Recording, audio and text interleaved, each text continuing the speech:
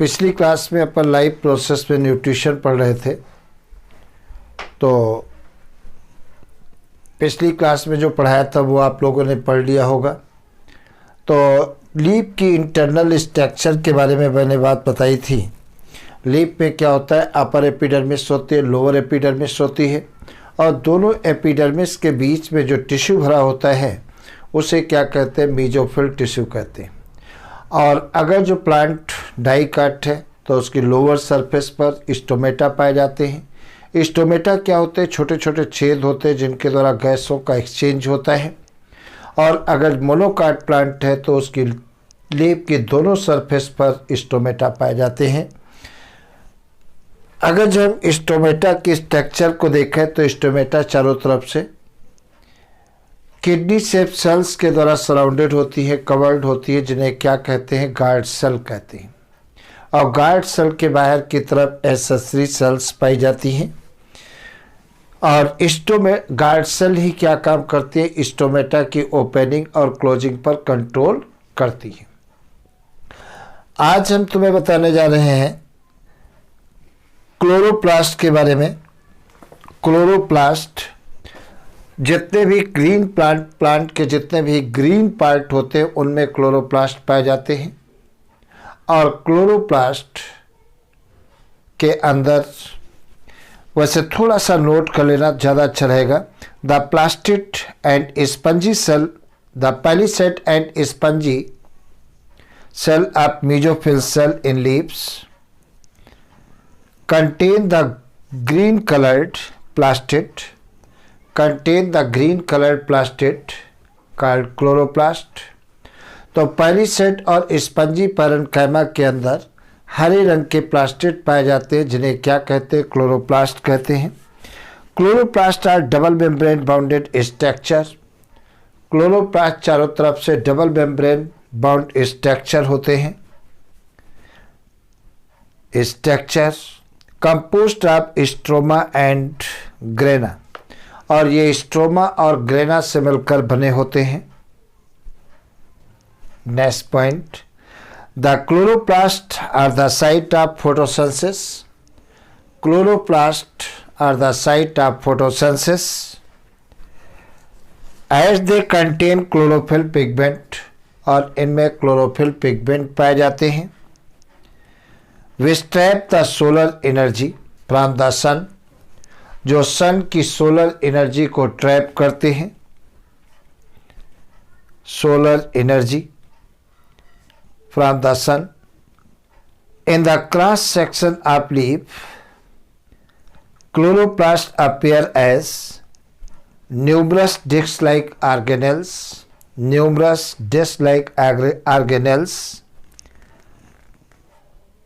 just below the epidermis।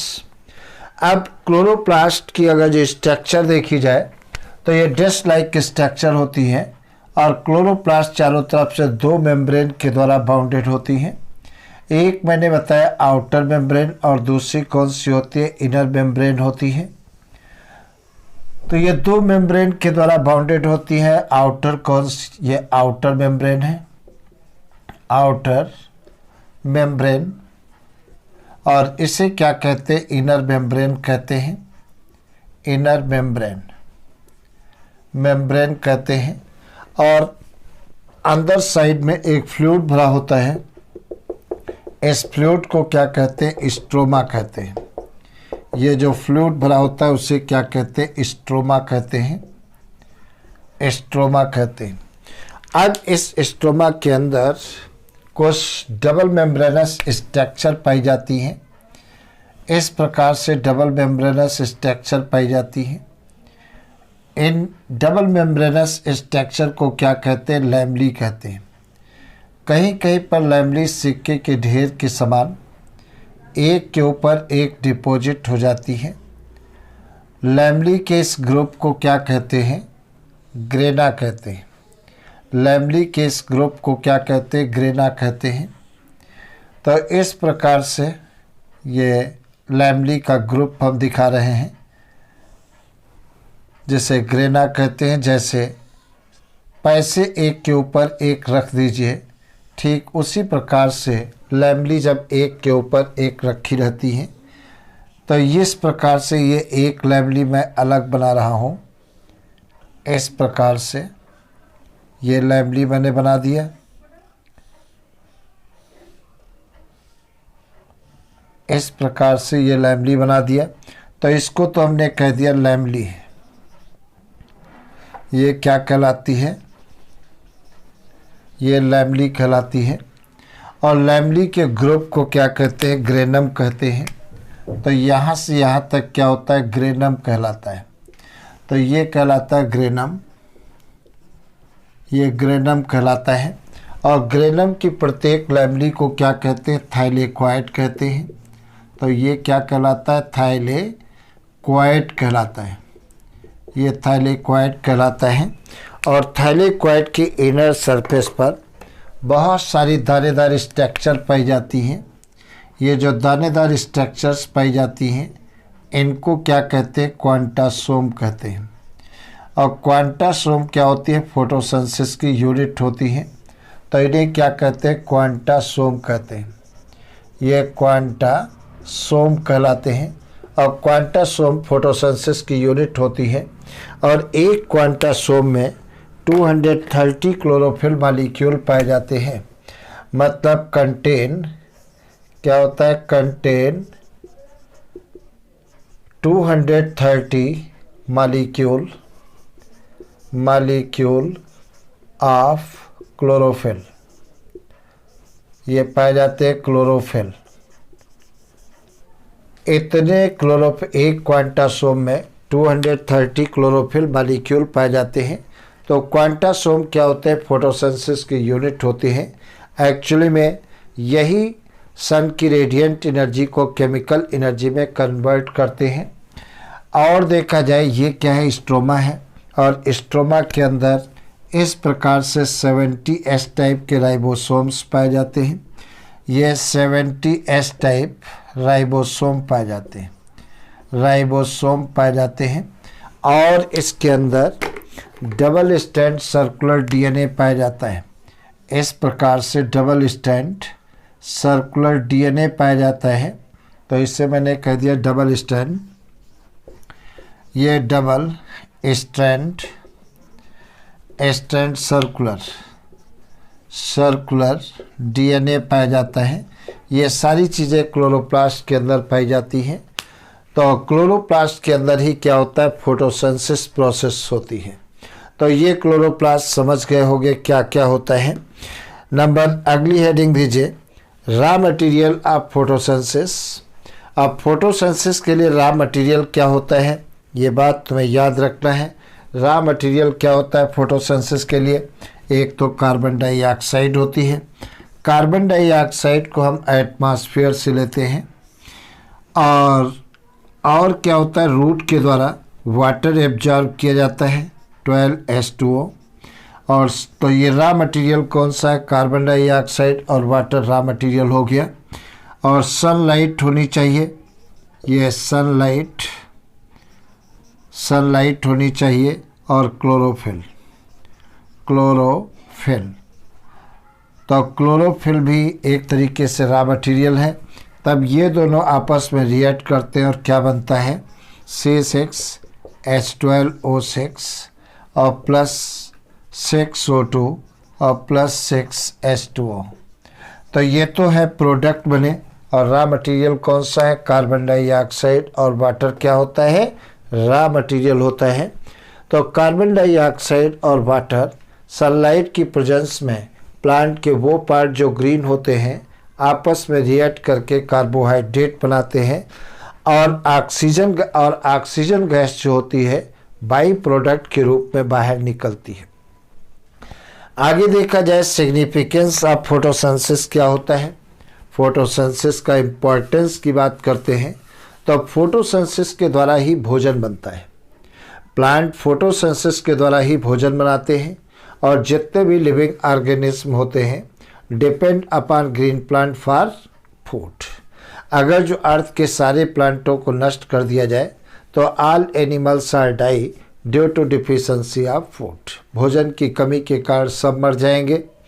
और दूसरी बात, एटमॉस्फेयर में ये ऑक्सीजन छोड़ते हैं, बदले में क्या लेते हैं, कार्बन डाइऑक्साइड ग्रहण करते हैं। इसका मतलब एटमॉस्फेयर को क्लीन बनाने में भी ये काम करते हैं। तो ऑक्सीजन छोड़ते हैं बाई प्रोडक्ट के रूप में, जो हम लोग रेस्पिरेशन में उसका यूज करते हैं। तो ये इसके एग्जाम्पल है, ये इसके प्रॉफिट होते हैं किसके, फोटोसिंथेसिस के। तो अगर फोटोसिंथेसिस नहीं होगा तो हम लोग मर जाएंगे। उसके बाद में देखा जाए हेटेरोट्रॉपिक, ये तो ऑटोट्रॉपिक न्यूट्रिशन की बात है। ऑटोट्रॉपिक न्यूट्रिशन के अंतर्गत वो ऑर्गेनिज्म आते हैं जो अपना भोजन स्वयं बना लेते हैं, वो क्या कहलाते हैं, ऑटोट्रॉपिक कहलाते हैं। और दूसरे कौन से होते हैं, हेटेरोट्रॉपिक होते हैं। हेटेरोट्रॉपिक के अंतर्गत वो ऑर्गेनिज्म आते हैं जो अपने फूड को स्वयं नहीं बना पाते हैं, डायरेक्टली और indirectly food obtain from autotroph, मतलब ग्रीन प्लांटों से डायरेक्टली या इनडायरेक्टली फूड को इनटेक करते हैं। तो उन्हें क्या कहते हैं, हेटेरोट्रॉपिक कहते हैं। तो तुम्हें याद रखना है। तो हेटेरोट्रॉपिक अब बताने जा रहे हैं तुम्हें हेटेरोट्रॉपिक न्यूट्रिशन। प्रश्न आता है कि हेटेरोट्रॉपिक, ये अब बता,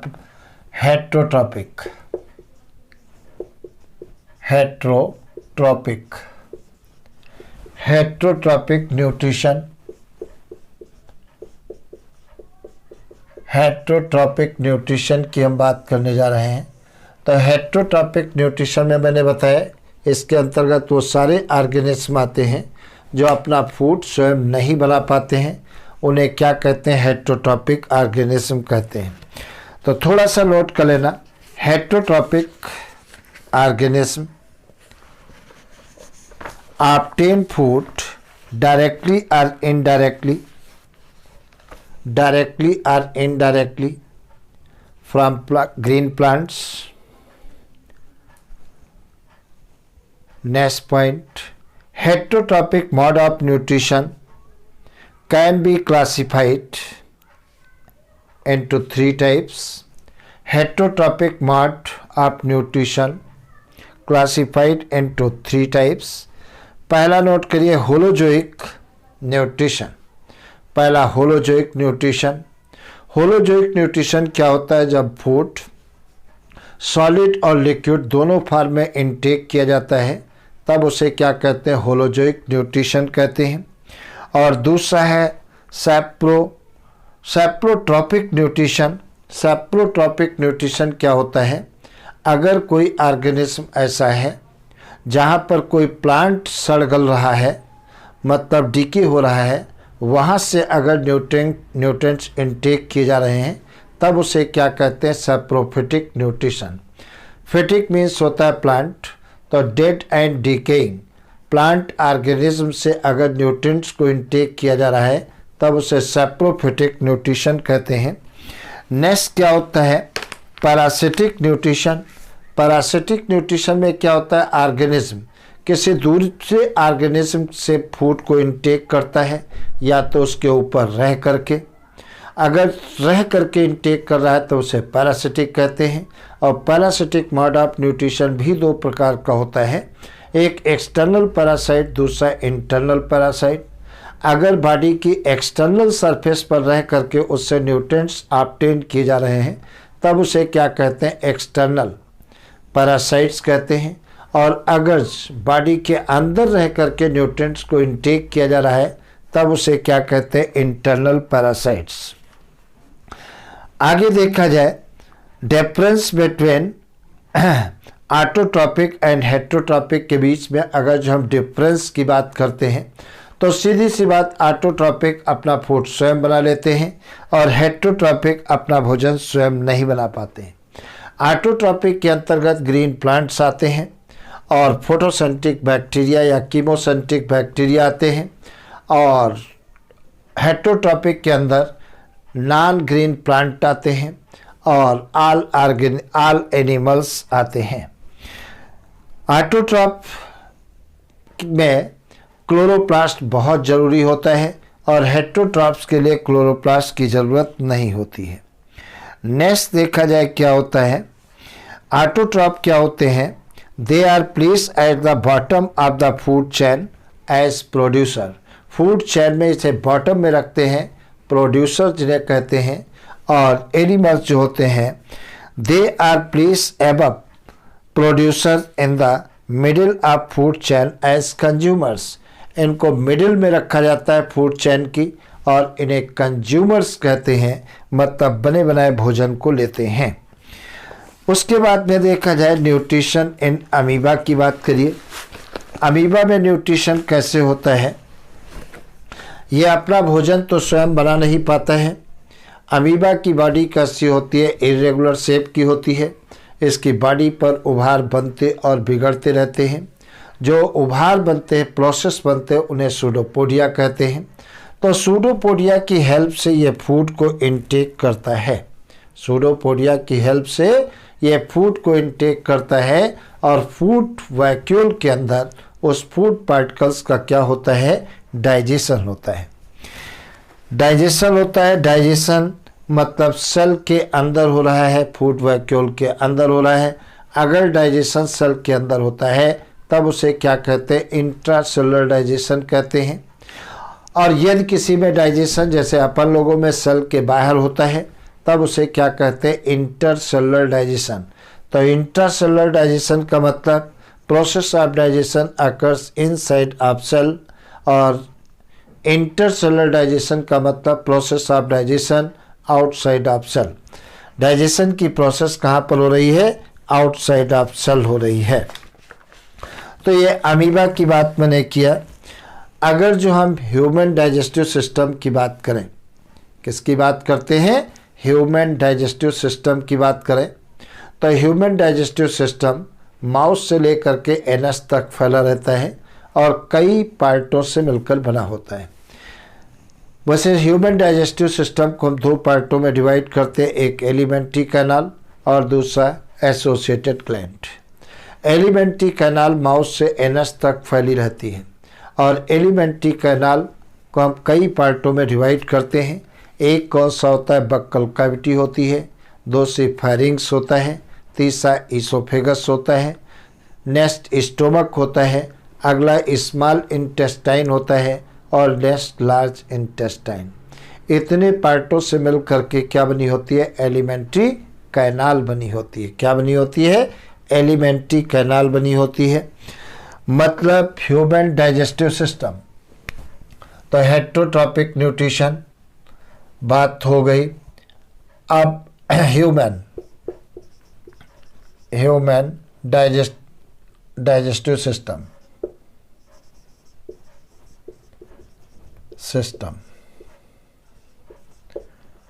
ह्यूमन डाइजेस्टिव सिस्टम ये कितने पार्टों से मिलकर बना होता है। एक तो मैंने बताया है बक्कल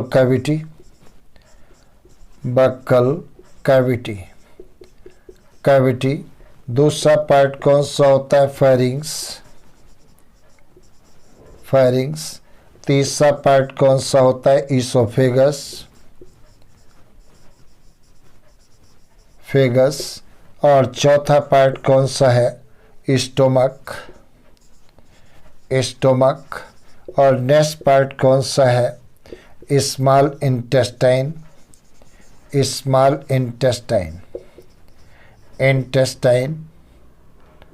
और नेक्स्ट पार्ट कौन सा है, लार्ज इंटेस्टाइन।